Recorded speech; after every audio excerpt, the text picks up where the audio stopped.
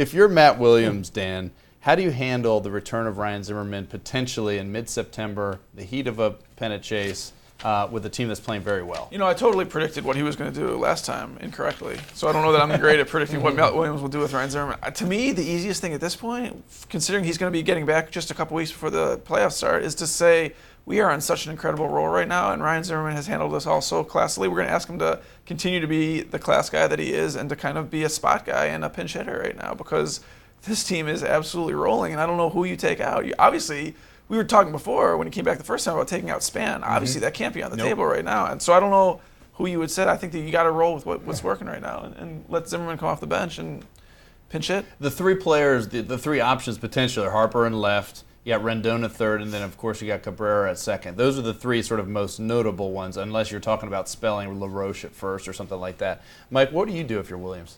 I mean, it is a tough one. It would be poetic justice would be if someone asked Denard Span what he should do, and Denard Span came out and said Bryce Harper should sit. Let's put him down for a little bit. But that's not going to happen, and Bryce is actually hitting okay too. So I'm kind of in his corner, like, you know, being a nostalgic old guy. I want to see Ryan Zimmerman as a part of this pennant race, but this pennant might be over already. And why not save that? I would hate it if Ryan Zimmerman got hurt before the postseason. So I agree. Put him in a pinch spot. Maybe get him a rotate, give a guy a day off and get him in there.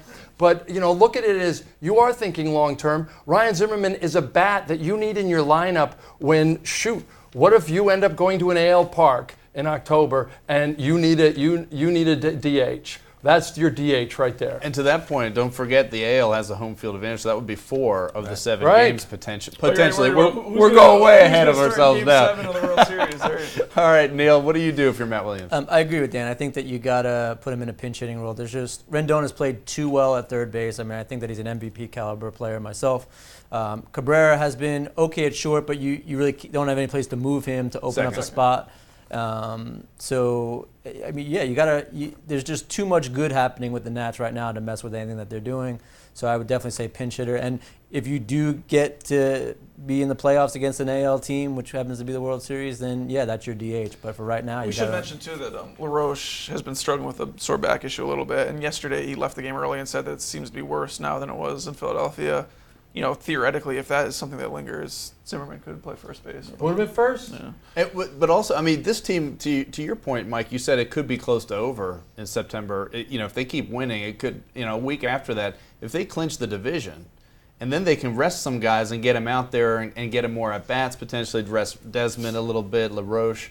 That could be the best-case scenario. That's even a danger, though. Then Ryan Zimmerman's tearing it up, and then all of a sudden you've got a controversy. It's a good problem Ryan Zimmerman's a proud guy, and I don't think he's going to want to be sat.